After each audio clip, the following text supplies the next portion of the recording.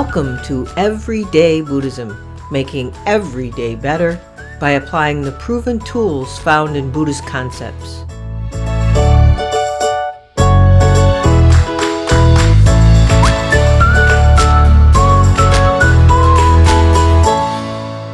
Welcome to episode 24 of Everyday Buddhism, making every day better. So, today, let's talk about death. I bet you're wondering how that could possibly make your day better. In our culture especially, we keep busy so we don't have to think about death, to forget about death, to try to escape it. But we can't escape death, and we know that. But we can think about it later, right? Let's talk about something else and think about death later, right? I say, let's talk about it now and make our later a little better. It really can help with that, I promise. Thinking about death can make life joyous and meaningful and can build or strengthen our sense of connection with everyone and everything.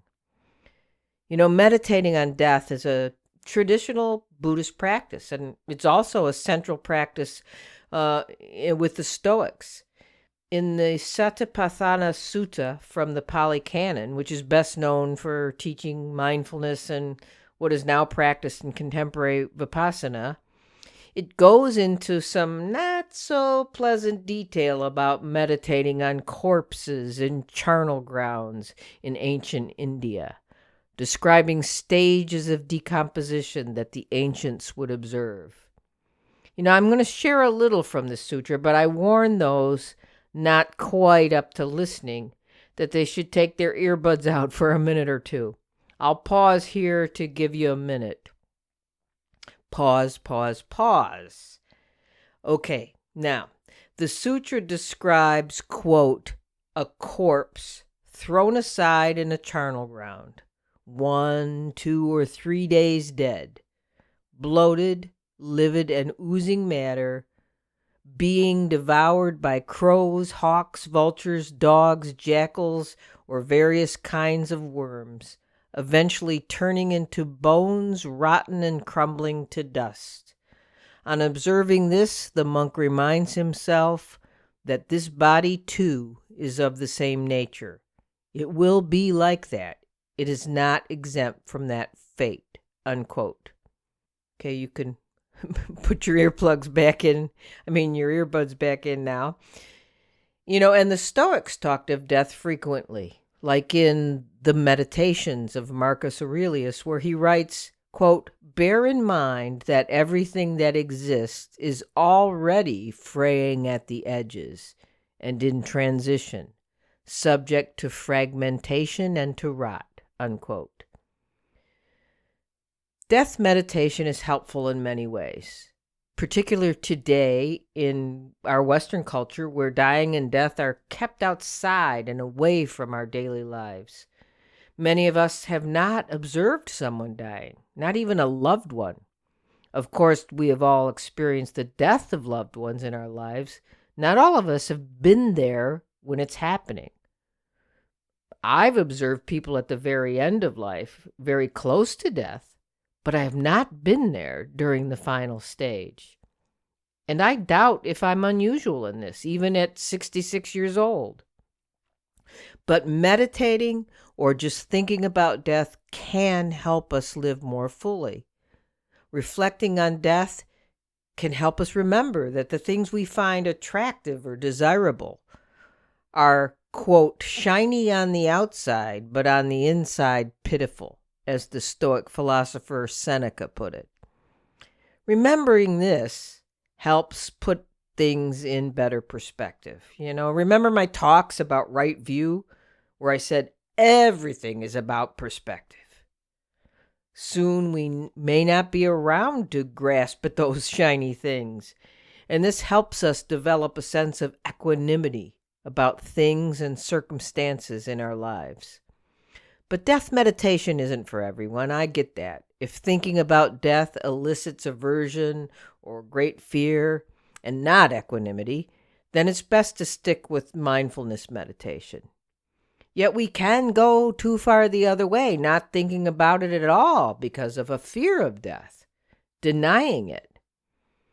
According to the existential psychotherapist Irvin Yalom in his book Staring at the Sun, the fear of death is with us all the time, he says, whether we realize it or not. He writes that even if we are not disabled by that fear of death, death anxiety sneaks into our life in many different disguises. He thinks it's what causes us to distract ourselves through the pursuit of wealth and status, for instance, or seek comfort through a complete merging with another or a complete merging with the cause. He claims that this denial, quote, always exacts a price, narrowing our inner life, blurring our vision, blunting our rationality. Ultimately, self-deception catches up with us, unquote. He goes on to explain that many of us have had the experience of being shaken out of our denial of death by a crisis like terminal illness or bereavement. And unexpectedly, Yalom argues, such experiences can evoke a sense of awakening, leading to a dropping away of trivial concerns, a reprioritization of what matters in life, and a heightened perception of the beauty around us. He writes, quote, though the physicality of death destroys us, the idea of death saves us. I like that. I'm going to say that again. Though the physicality of death destroys us, the idea of death saves us. I think this is one of the key ways meditating on death can make us appreciate life more. When we remember our time is limited or even short, our perspective changes radically.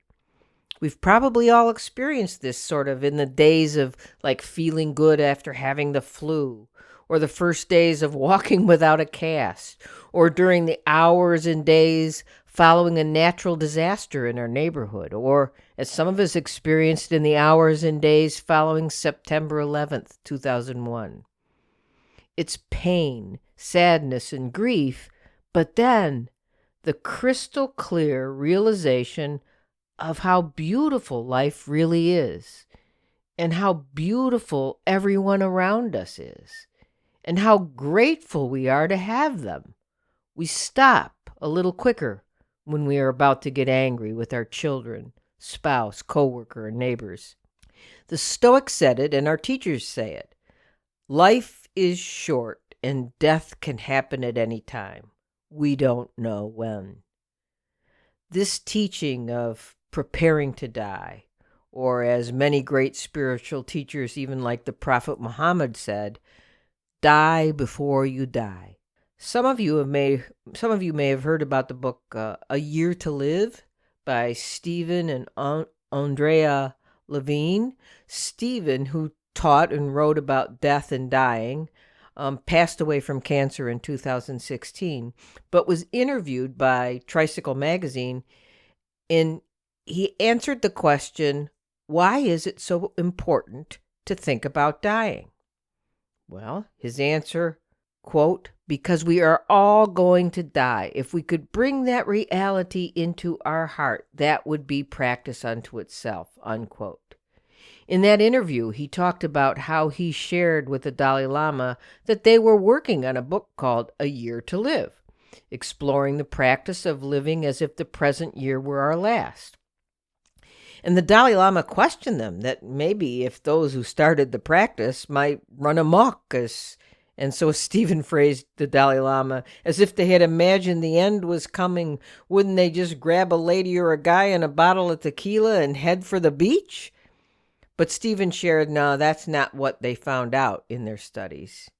He said, quote, when people know that they are going to die, that last year is often the most loving, most conscious, and most caring, even under conditions of poor concentration, the side effects of medication, and so on, unquote.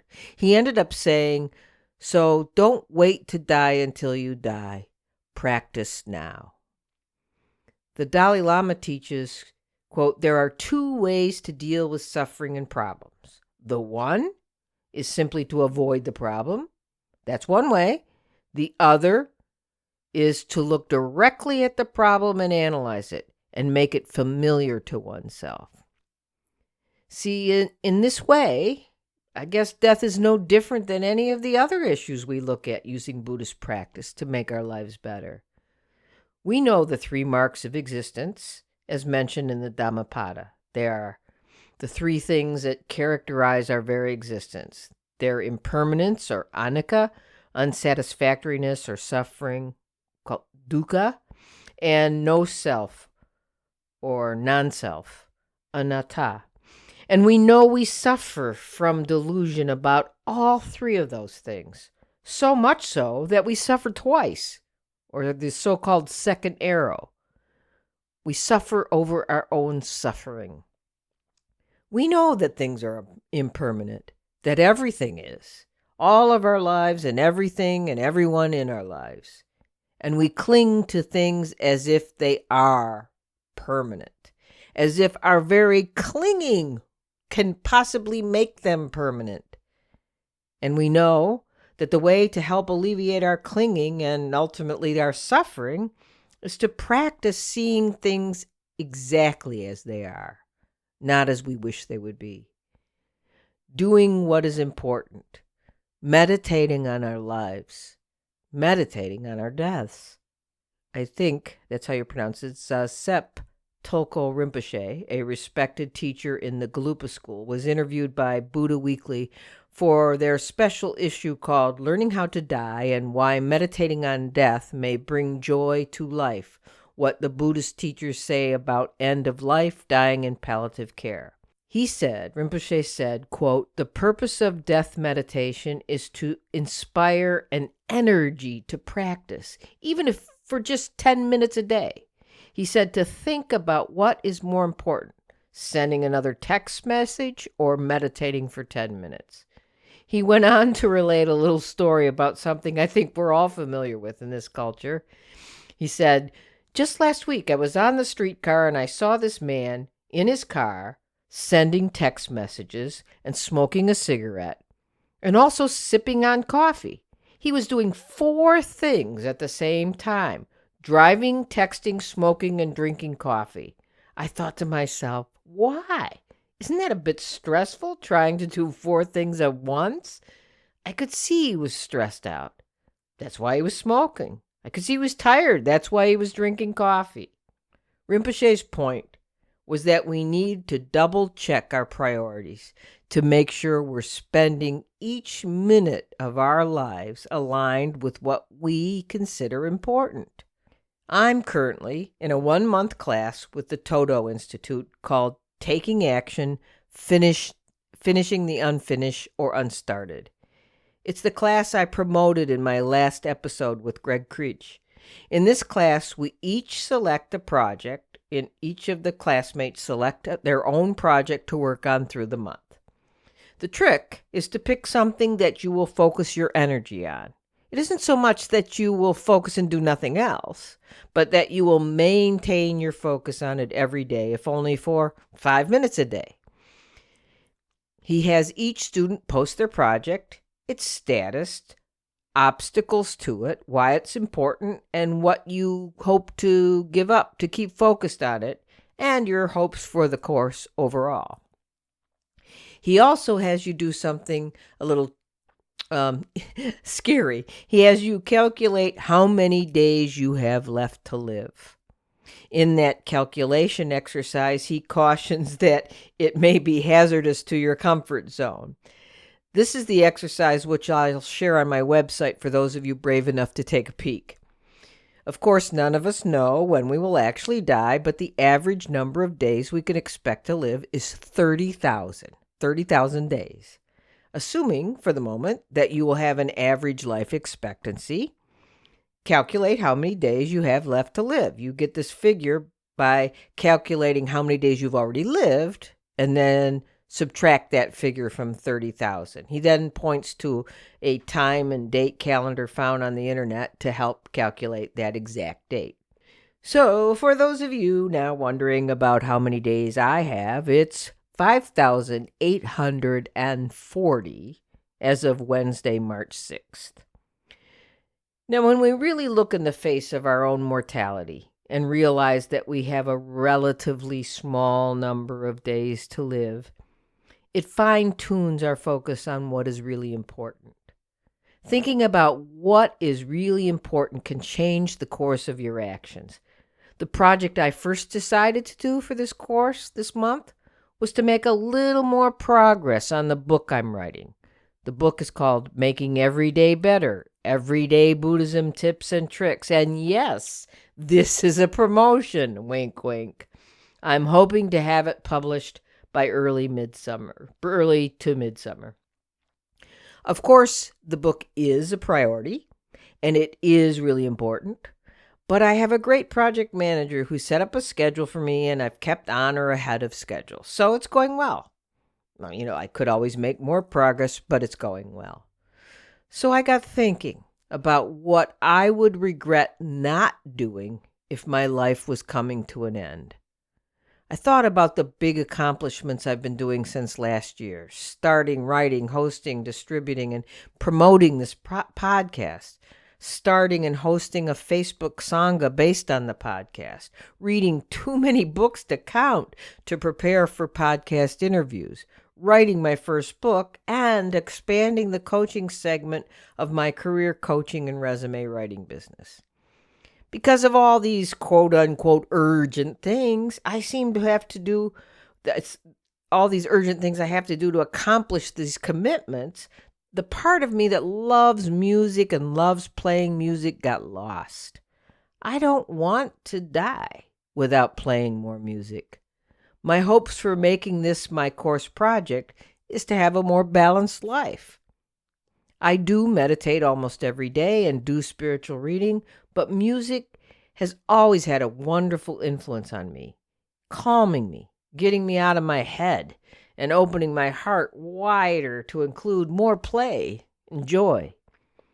Although I hope for many more days than that 5,840, but the days I have left, I intend to have a little more fun with music while I'm accomplishing the other things I've set as my goals. But back again to the Levines in the Tricycle magazine article. Andrea talked of the year to live practice and how in talking to people on their deathbeds, they would frequently hear, "I wish I had taken a job for the love of the work, not for money," or "I wish I had played and enjoyed myself more." And that's what she says. She says, quote, "The beauty of the practice is that we can evaluate our lives even before we are on our deathbed. If we are not living the life we wish to live, well, how can we change that now while there's still time?" Unquote. And she adds, quote, "I can say this because I have cancer. And I know that once you get that diagnosis, no matter how much you already know, something happens. Everything becomes much more real. Ironically, it brings greater permission to be fully alive. I find it very exciting." Unquote. The other beauty of the practice of thinking about death, I think, is that it fine-tunes our awareness that we're all in the same boat.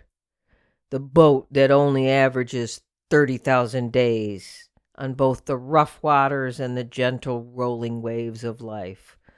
When we remember that's all of us, our hearts expand and the compassion for others in this little boat of ours increases.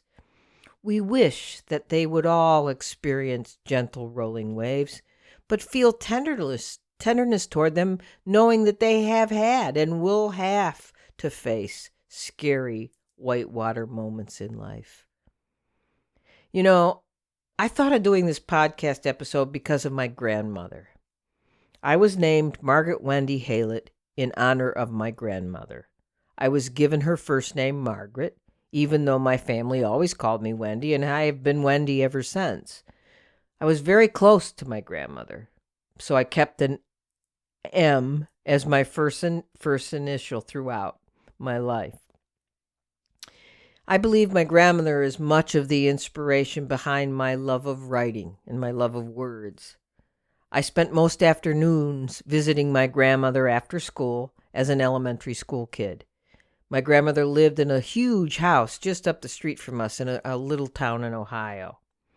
During those afternoons, we would have tea. I would watch her soap opera with her, or we would play the dictionary game, or read the birth announcements and the obituaries in the regional newspaper. And then we'd create stories of the lives of the new babies and the lives of those who recently passed. The dictionary game was that she would read a word and I would guess the meaning and try to spell it. Or I would read a word and she would try to spell and guess the meaning. Birth announcements. Do they even have those in small town and regional newspapers anymore? I don't imagine so. And actually, I don't even imagine there are many small town newspapers left at all. But reflecting on these activities I did with my grandmother, it reminds me of the teachings of Thich Nhat Hanh about the nature of no birth and no death. My grandmother and I imagined the lives of those just coming and those going. Or as Thich Nhat Hanh would probably say, no coming, no going. All a continuum and all interconnected. This bookend quote-unquote practice of reading others' lives and deaths formed a sort of river of life in my mind, the continuum that Thich Nhat Hanh talks about. Although I don't think I realized it or even knew it at the time, or even much later, that the practice I did with my grandmother made others' lives very real for me. My grandmother wasn't Buddhist. She was Methodist. She was much more about the story we told each other about the lives we read about. But the interconnection, the sameness within the differences of each life, that was cemented in me in this practice. In the book Fear, Essential Wisdom for Getting Through the Storm by Thich Nhat Hanh, he writes, quote, "The cloud cannot become nothing. It is possible for a cloud to become rain or snow or hail, but it's not possible for a cloud to become nothing. That's why the view of annihilation is a wrong view. So birth and death are paired notions, like coming and going, permanence and annihilation, self and other. The cloud appearing in the sky is a new manifestation. Before assuming the form of a cloud, the cloud was water vapor, produced from water in the ocean and the heat of sunlight. You could call that her previous life. So being a cloud is only a continuation. There is no birth, there is only a continuation. That is the nature of everything. No birth, no death. For many of us, these notions of birth and death, coming and going, cause our greatest pain. We think the person we loved came to us from somewhere and has now gone away somewhere. But when conditions are sufficient, we manifest in a particular way. When conditions are no longer sufficient, we no longer manifest in that way. This doesn't mean that we don't exist. If we're afraid of death, it's because we don't understand that things do not really die. They continue to exist in many forms. Their spirit goes on. Therefore, when we look deeply into ourself, into our body, our feelings, and our perceptions, when we look into the mountains and rivers, or another person, we have to be able to see and touch the nature of no birth and no death in them. This is one of the most important practices in the Buddhist tradition, impermanence." Unquote. My death meditation practice continues to this day by reading obituaries, noticing how some people die very, very old, over 100 years old. Some die very, very young as babies. Some die of disease. Some of old age. Sometimes we don't know of what. Some have lists of accomplishments in their obituaries. Some have lists of family members. Yet we all die. In today's Rochester Democrat and Chronicle obituaries, we know the friends and family are mourning Willie, Richard, Holly, Lillian, Mary Lou, Andrew, John, Johanna, Marie, Kathleen, Ernest, Henry, June, Margaret, Karen, Judy, Flora, Damien, Adele, Blanche, Stephen, Michael, and many more. Their ages ranged from 36 to 102, dying from sudden and long illnesses, old age, and accidents. It seems like coming and going from illnesses and accidents, but as Thich Nhat Hanh reminds us, it is a manifesting in a different way. The cause of death is birth, and we know that it will happen to us. When? We don't know. Rich, poor, young, old. We try to forget. But we should always remember. Willie, Holly, Karen, Damien, and Michael. Remember them. We are them. We are always passing through, manifesting in different ways all the time, every second. Remembering that will help us remember to use every second for good purpose, and remind us to smile at the person next to us in the checkout. It could be their time, or ours, soon. If this seems like something you'd like to try, obituary reflection seems like a good everyday Buddhism approach to death meditation. Let me know if you do try it and how it worked for you. You can post something on my public Facebook group, or you can send me a private message through the page Everyday Buddhism on Facebook, or message me via my website at everyday-buddhism.com. On that website, I've posted links to an article in the current issue of Tricycle on a good enough death. What does it look like to die well? I've also posted the link to the article I referred to in this episode from Buddha Weekly. And I've posted the link to Amazon for Thich Nhat Hanh's book, Fear, that I referred to in the episode as well. That's it for today's episode. Thank you for joining me. Thanks to everyone who listens to the podcast, comments on my website or the public Facebook group and the new private Facebook book study group, and all of you who donate to help me keep the content written, produced, and distributed. If I haven't replied to your messages yet, I will try to reach out with a private email of thanks. But if you're anxious, you can connect with me through my Dharma to Go forum. For a small donation, you will be guaranteed a timely personal answer to your question. Dharma to Go can be found at dharma-to-go.com or through the Dharma to Go tab on my website. Please consider supporting my work, helping to sponsor more great activities and continuing podcasts through a recurring or one-time donation through the Donate tab on my website, everyday-buddhism.com. So until next time, keep making your everydays better.